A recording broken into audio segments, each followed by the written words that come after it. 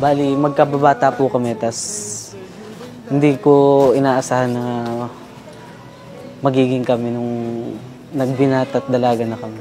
Si Joshua para sa akin, mabait, tsaka same vibes po kami. Kumbaga sa pagkain, nagkakasundo kami, tsaka yan, sa gala.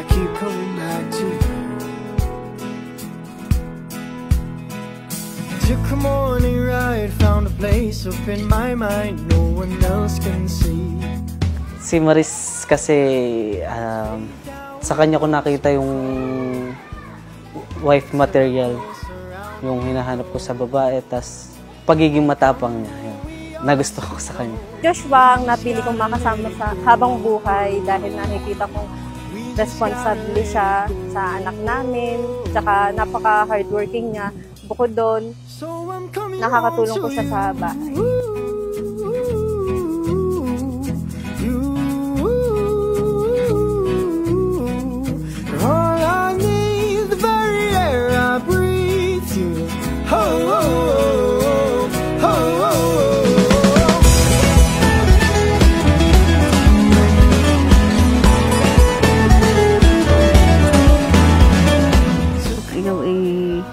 Maging maayos sa iyo pag ng pamilya. Ako'y nalulungkot ako, pero ako'y natutuwa dahil ikaw ay nasa ganyan ng stage ng buhay mo at mahalin mo ang iyong asawa, ang iyong anak ng forever and ever.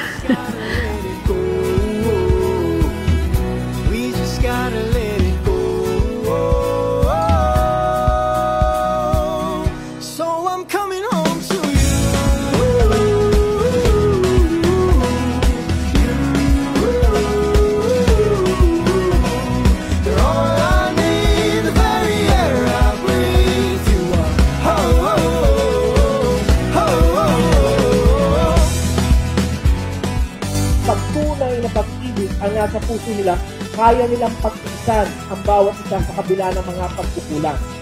Ano mang pagkukulang ng lalaki, kayang pag-isan ng babae dahil siya ay umiibig. Ganon din po ang lalaki. Ano mang pagkukulang ng babae, ay niyang pag-isan dahil merong pag-ibig.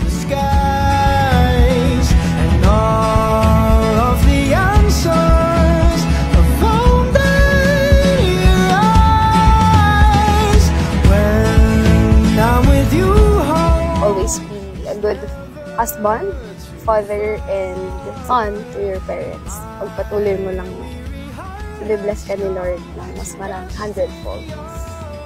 Ayun lang, love na love ka namin. Pangako, mamahalin kita. Aalagaan. Sabi ko, maging mabuting asawa at ama ng magiging anak pa ng Kristo. Siyempre, dadagdagan nyo. Ito ay sumisimbolo sa pagmamahal ko sa iyo. Pangakong mas mamahalin pa rin kita sa sisibuhan yan. Mahal na mahal ko kayo nituto. Habang buhay. Wow! Makinig po ba? Nakapayak naman natin yun. So I'm coming home to you.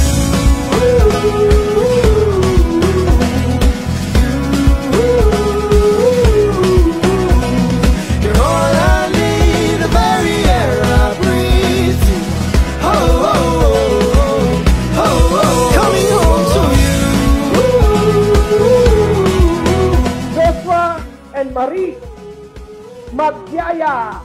Palakpakan po natin ang Diyos sa buhay. Now, you may kiss the bride.